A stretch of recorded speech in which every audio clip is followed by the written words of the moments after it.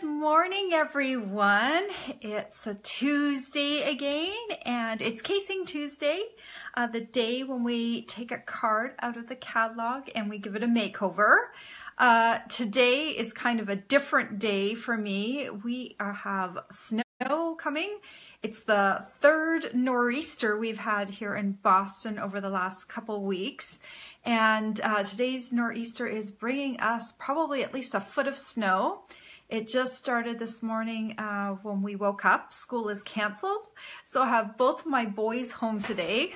When I say boys, I mean my husband and my teenage son. So they're really both not boys, but it gives a different kind of feel to the day because everyone's here and about, and so probably won't get quite as much work done as I normally do today, but I can still do Casing Tuesday, and I love this day because I get to stamp a card live, and it's kind of cool. So if you have questions for me during my video, please type them in the comment field, and I will try to get to them either during or afterwards. So I hope you guys are having good weather wherever you are in the world.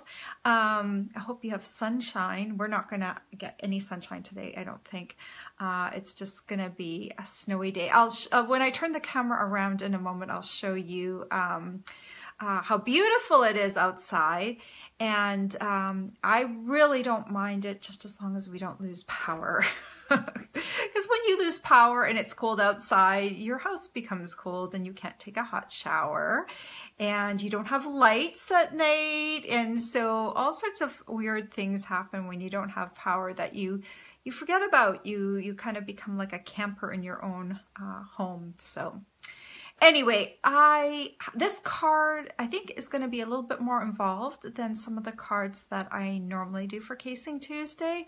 I wanted to use the Climbing Orchid stamp set, and it was my first time using it, and there are a few little pieces and stuff, so I think maybe we should get started so that I can get through the card in a decent amount of time. So welcome to everyone who's joined me so far. I'm going to turn my little camera around, and then I will show you what card we're casing today. Let me do that right now. All right, there's my snowy view today. Isn't it beautiful? I guess I can't really focus in very well on everything. There's the river in the background, which is it's hard to see because it's the snow is coming down, but we're probably going to get about a foot of snow, so crazy stuff.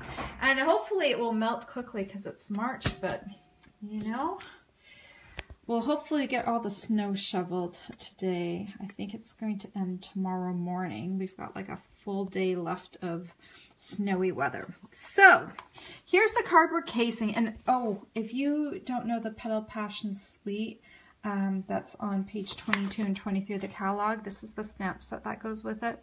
I love this bundle, but I'm not going to be using it today because I've used it a lot and I wanted to change things up, because this card right here that we're casing uses that bundle, and you know, it would be fun to do this, but I thought let's do something different. So, and I had just gotten the Climbing Orchid stamp set, so I thought that would be fun.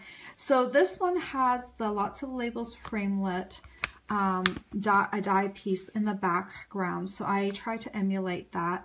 And here they're using that Petal Passion Designer Series paper, which I love. This is a very pretty card, and I think that it would be a beautiful card to make just on its own. But I changed things up a little bit, and I decided to make this card with the Climbing Orchid. I've always wanted to get the stamp set with this beautiful flowers to create kind of a sprig of orchids. I don't know if that's what you call it, but I wanted to do that. So this is the Climbing Orchid bundle. It has both framelits and it has the stamp set, and you can create different kinds of orchids. There's two different kinds. There's this one that has like the lines on it, and then there's this one that kind of creates the different type of splotchy orchid is what I'll call it, since, for lack of botanical names and stuff. So you've kind of got the two looks of orchids, so you could cut out either one. But I decided to kind of go with a mellower one, but this one I think would have been pretty too. So let's start off. Let me move this aside. And I went ahead last night and I cut myself a piece with the Lots of Labels framelits. They're these guys right here, okay? And they've got all the different nesting sizes. And I used the largest one and I cut a piece. And this is watercolor paper because what we're gonna do is a watercolor wash.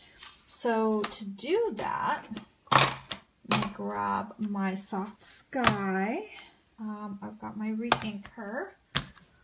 I had an aqua painter here, but it has wandered off. Okay, I'm hoping this one will work right here.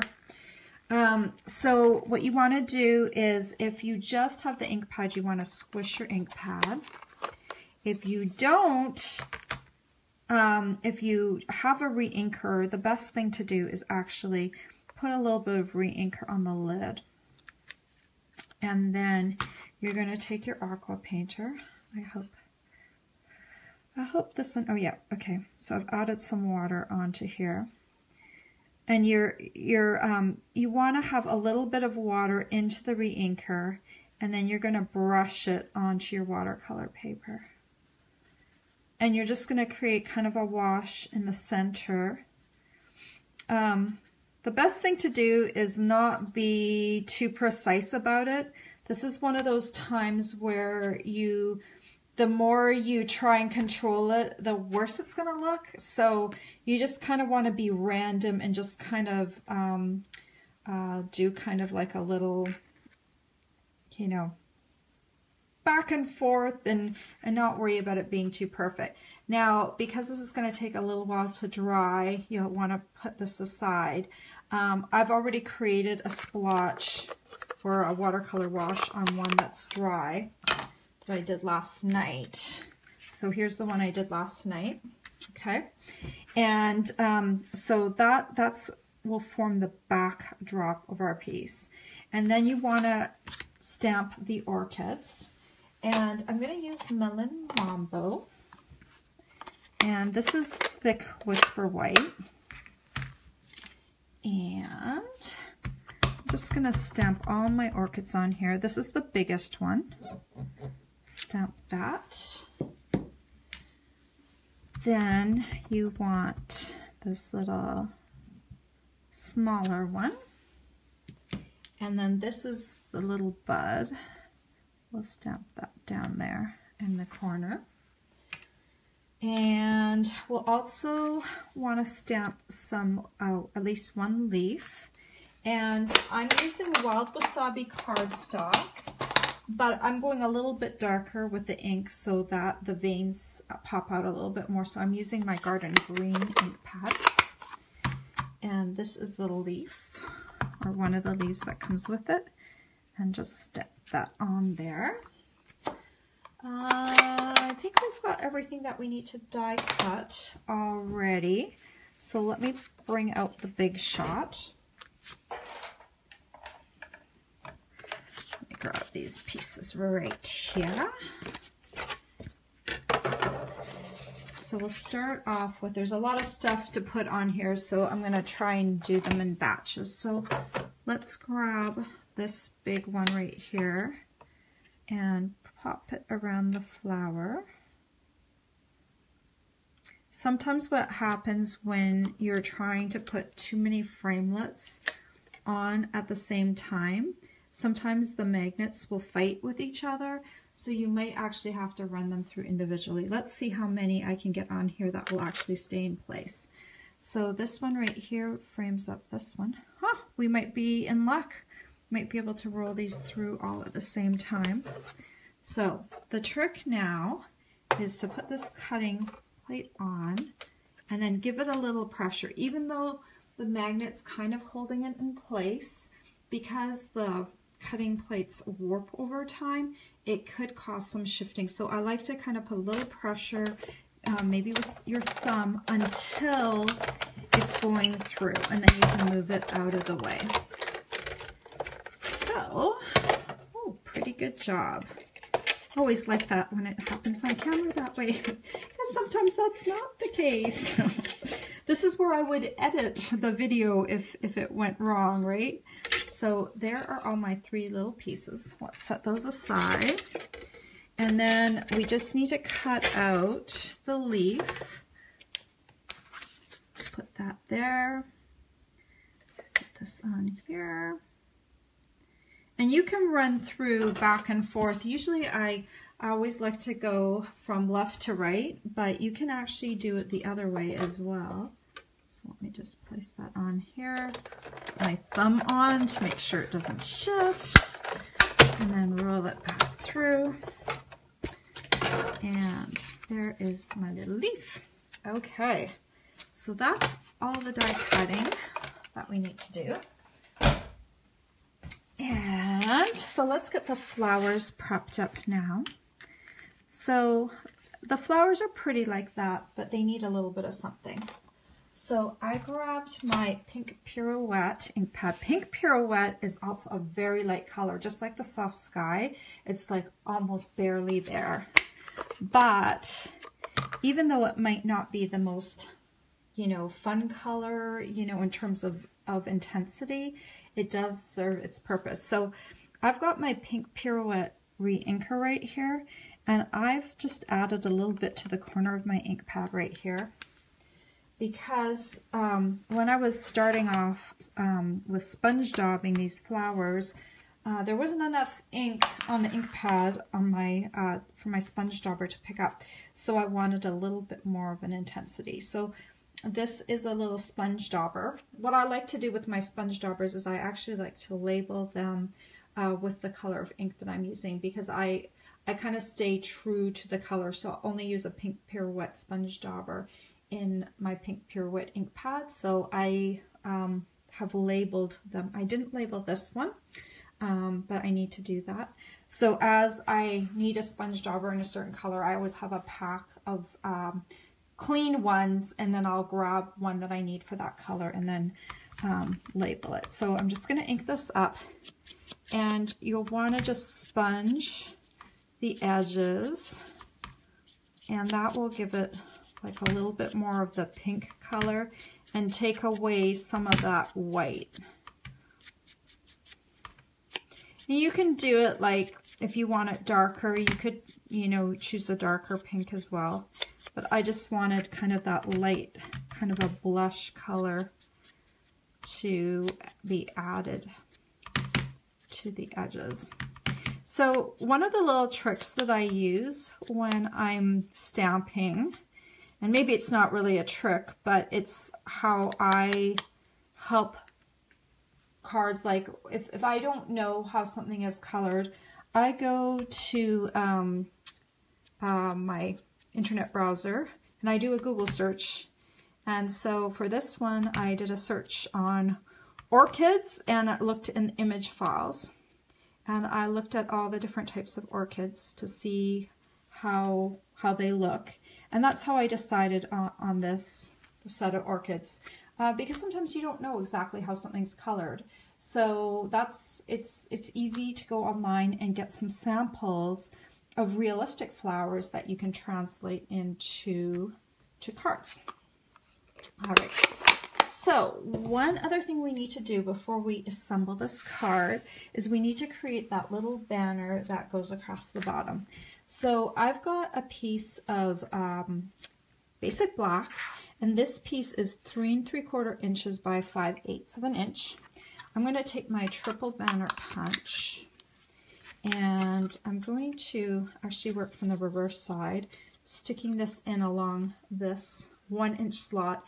It's, you know, too small for the 1-inch slot, but if I stick it down here, I'm going to stick it all the way down to the end where it butts up against this piece. I'm going to make sure it's cutting a triangle nicely, and then I'm going to punch it, and I'm going to turn it around again, and I'm just holding it in place with my finger on the other side. When it looks good, it needs to butt up against this edge, and when it looks good, then you can punch it. And that will give you the right size that you need for the greeting I'm going to use, which I'm using a greeting right out of the Climbing Orchid stamp set. I'm using Thinking of You. So we'll need a couple of things. We'll need our Versamark pad, we'll need our embossing buddy, we'll need embossing powder. So start off with the embossing buddy. You want to run that over top of your piece. That will help the stray flecks not adhere where they're not supposed to. You've got your Versamark pad, and I've got Thinking of You already mounted. Make sure that's nice and inky. And then let me see if I can get this somewhat straight on here. Yeah, that's pretty good. Could be a little lower, but I'm just going to go with it. So I'm going to grab my embossing powder. They come in these little tiny containers, and I dump them into a Tupperware container so that I can always be ready to emboss and I don't have to deal with a sheet of paper to catch the stray embossing powder on. I can just dump it right back into the container. So I take a little baby spoon that I had left over from the time my son was a baby, and I repurposed it. It's my embossing powder spoon. And so there's the embossing powder on there. If you want, you can give it like a little flick to make sure those little stray flecks are gone. And now's the tricky part, because this is a really small piece and you don't want to burn your fingers. So I'm going to grab, these are a pair of locking tweezers. You can get them at, in the jewelry store, not a jewelry store, a hobby store, a craft store in the beading department. They sell them for beading purposes. And so they're really handy for like tying ribbon and for extending your reach. So I'm going to take my heat tool. This is right here. I'm going to use the high setting. It's got 1 and 2. I heat it up for a little bit. It sounds like a blow dryer, but it's not. It doesn't blow as much air as a blow dryer, and it gets pretty hot pretty quick. And then we're going to start heating over here on the end. And you'll notice once the embossing powder starts to melt, it changes color a little bit. That's when you'll know that it's done. And you'll want to make sure it's done, because if it's not, it's going to flake off afterwards. So there's my little banner. I think we've got all the pieces we need. We just need the background piece. So let's, the card base, I've just taken a piece of thick Whisper white cardstock, 11 inches by 4 1/4 inches, and scored it in half at the 5.5 inch mark. I've taken, what's the name of this paper? It is the 6x6 wood texture paper, I think is the name of it. I think maybe I'm missing a word in there. But this is that wood texture paper. It comes in, you've got different lighter colors and darker colors. I chose one of the darker colors because I thought that would make a nice backdrop for the orchids. And so I'm going to take some Tombow and put it on the back of this. This piece of paper is cut to a card front size, so it's 4 1/4 inches by 5.5 inches. So you just want to add that to the front of your card. You could have gone with a darker, you could go with a darker card base if you wanted. I went lighter. It makes it easier to write on the inside. With a darker piece, you'd have to layer it up maybe with a lighter piece so you could write something on. So I went lighter on the inside. Okay, so now here's the tricky part. We need to add some stems on here. So what I'm going to do, I'm going to lay out my card first, and then I'm going to do my little stems, because what if I make a mistake? Then I've got everything kind of already glued down and I can't really change it around. So I'm going to place my flowers down here how I want them arranged. So this piece, the backdrop piece, is centered, okay? And then you're just going to kind of have this on here like that. And this one is going to be down here like this. Okay, so now we need a pencil. And what you want to do, once you've got your little flowers arranged, you're going to draw pencil lines where the stems are going to go, and then you're going to stamp on top of the pencil lines. So I'm just going to kind of make some little marks. There's one. And then I'm going to make a pencil line down here like that. And then finally this one's going to come down here like that. So now I know where I'm going to stamp the stems. So let's see how that works. So we've got 3 sizes of stems, and I'm going to use my Memento Tuxedo Black ink pad. You could also use a darker brown like Early Espresso, that would work as well. When I first stamped this card, I happened to have this sitting out, so that's what I grabbed. And so that's the way it worked out. So let's start off with that little top stem. This is the little smallest one. So I'm going to come over here, going to see where my little thing is. Okay, I'm a little bit off, but that's okay because it's like a ballpark. You know, you just want to kind of get it in the general vicinity. I'm going to take my medium one. Let's try and get this a little bit closer to being on top of it. That one I did a better job on. And then we've got this one right here. Let's see, get over top of here, make sure it's not up too high. Okay, pretty close. So if you're not close and you've got pencil lines, you can carefully erase them. You might want to wait a second before you do it so you don't smudge the ink, but I'm going to kind of come in here in the interest of time and just kind of get rid of those pencil marks. All right, so now we're getting closer to assembly. So now I can go ahead and put glue on the back of this and add it to the front. Make sure you've got it the right way around. Doesn't it look weird right now? It looks like you made a mistake with those little black lines.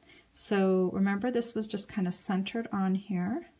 So we just get it centered on your front of your card.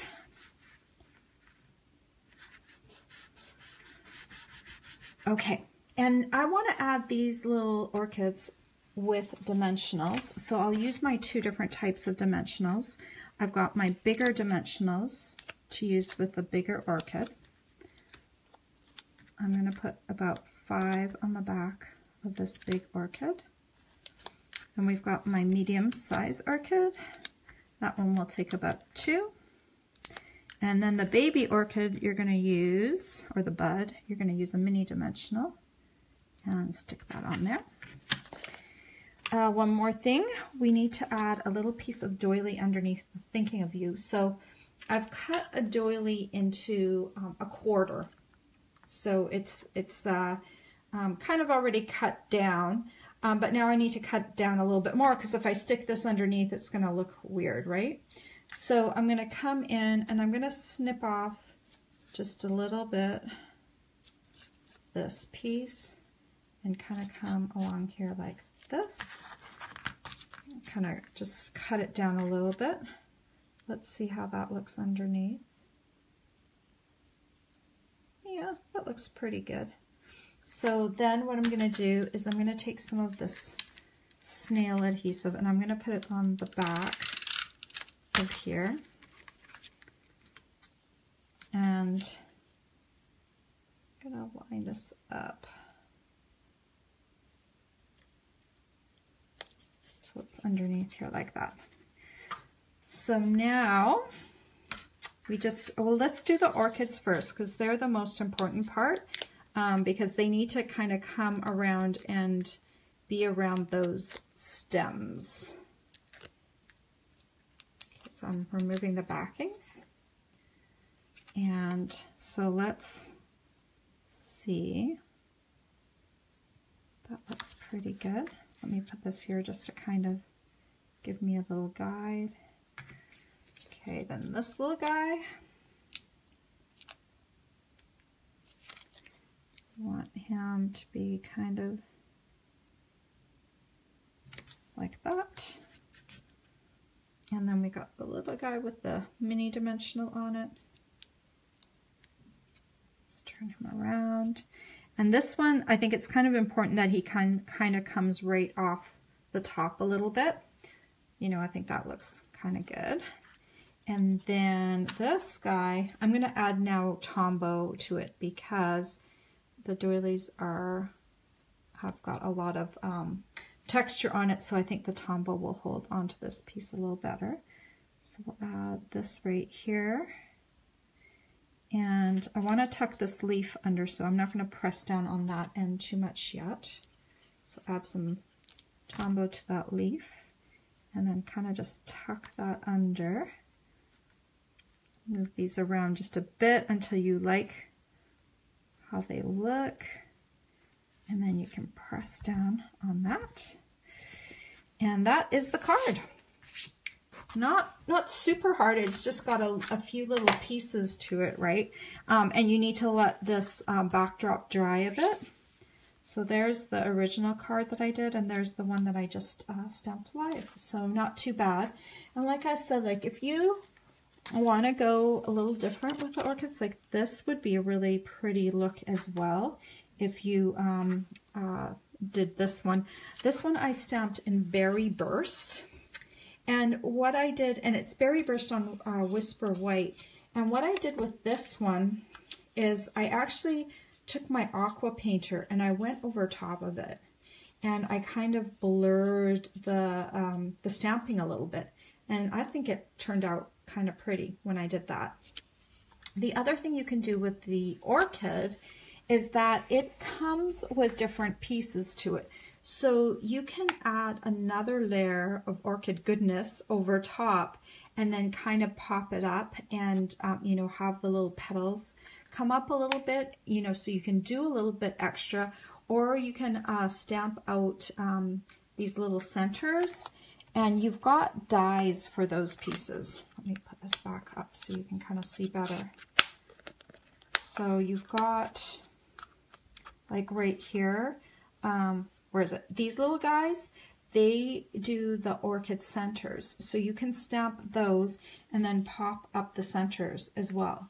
So today, you know, I wanted to do a card that wouldn't, you know, be super, super involved. But, you know, these petals right here and this little piece could be popped up. So your card could be even more extravagant, is I guess what I'm saying. So isn't that kind of cool?